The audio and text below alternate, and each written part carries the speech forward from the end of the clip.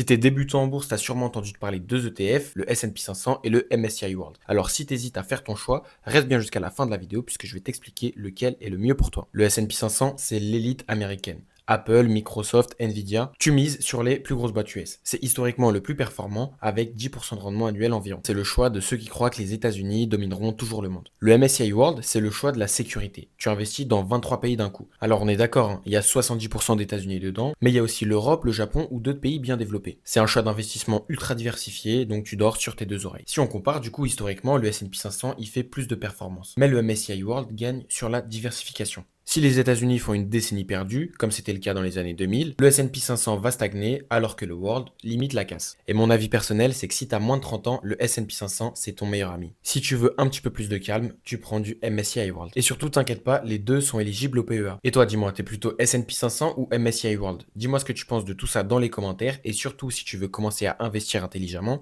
comment t'investes?